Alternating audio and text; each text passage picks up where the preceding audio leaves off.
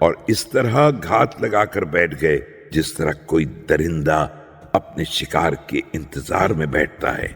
کہ کب موقع ملے اور اسے پھاڑ ڈالے، اور اس کے بعد بھی میرے سامنے خوشامد کی مسرت کا اظہار کرتے رہے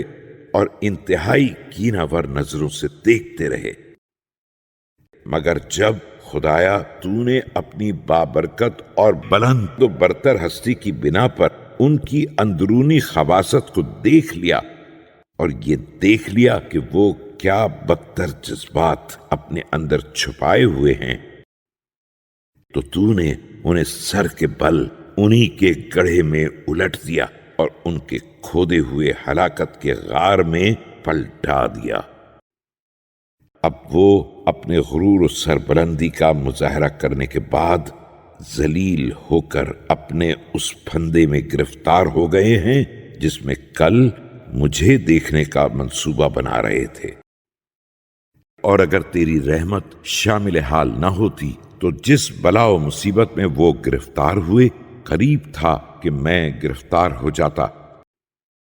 کتنے ہی حاسد ایسے تھے جن کے گلے میں مجھ سے ان کے غیظ کی بنا پر غصے کا پھندا پڑ گیا، مجھے اپنی زبان کی تیزی سے ستاتے رہے اور اپنے عیوب کے ساتھ مجھے متہم کر کے طیش دلاتے رہے، اور اپنے تیروں کا نشانہ بناتے رہے اور اپنی عادتوں کو میرے سر منڈتے رہے، اپنی مکاریوں سے مجھے تپاتے رہے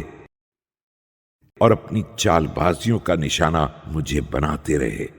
لیکن جب میں نے تجھے فریاد کر کے پکارا اس اعتماد کے ساتھ کہ تو فوراً قبول کر لے گا